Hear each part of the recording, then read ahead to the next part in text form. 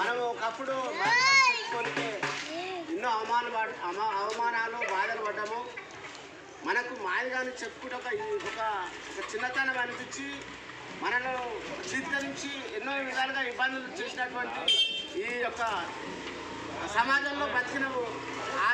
దానికి అనుగుణంగా గౌరవశ్రీ మందకృష్ణ మరి 14 మందితోటి ఈదుమూడు అనే గ్రామంలో నుంచి 14 మందితోటి బయలుదేరిన ఎంఆర్పిఎస్ ఇలా కొన్ని లక్షల కోట్ల మంది ఇలా ఎంఆర్పిఎస్ అంటే ఒక ప్రాణంగా భావించి ఇలా రెడ్డిలు కానీ ఇంకా ఇతరత్ర కులాలు ఏ విధంగా అయితే వారి పేరు చివరన మరి ఏదైతే పెట్టుకొని గౌరవంగా చెప్పుకుంటారో ఇలా మాదిగానే గుర్తింపు గౌరవశ్రీ పద్మశ్రీ మరి అవార్డు గ్రహీత మన మందకృష్ణ గారు కల్పించినందుకు ఆయనకు పాదాయ వందనం చేయాలి. మనం ఈరోజు మనం అంతా ఎందుకు తిరుగుతున్నాం అంటే డబ్బులు సంకనేసుకొని మన యొక్క ఈ ప్రజలు అనుకుంటున్న వచ్చి వీళ్ళు ఎందుకు తిరుగుతున్నది ఒక విషయం ఏంటంటే ఈ యొక్క ఏబిసిడి వర్గీకరణ అనేది మన జాతులకు మన 59 జాతుల మన ఎస్సీలలో ఉన్నారు.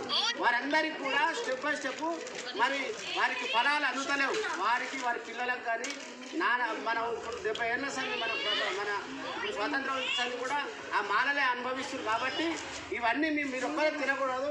మరి ప్రతి ఒక్కరు కూడా ఈ యొక్క ఫలాలను అనుభవించాలని చెప్పేసి మన సామాజికవేత్త మందకృష్ణ గారు పోరాటం చేశారు. కాబట్టి అన్నగారు ఆదేశాల మేరకు ఇవాళ వీర్పేట మున్సిపాలిటీలో గల 14వ వార్డు విజయ్ మాదిగ గారి ఆదేశానుసారము తొట్ల శ్రీనివాస్ గారి ఆదేశానుసారము మన నరసింహ గారి ఆదేశానుసారము జంగన్న గారి ఆదేశానుసారం వీరందరూ కూడా పేరు పేరున వీళ్ళందరూ వచ్చినందుకు మీ అందరికీ ధన్యవాదాలు.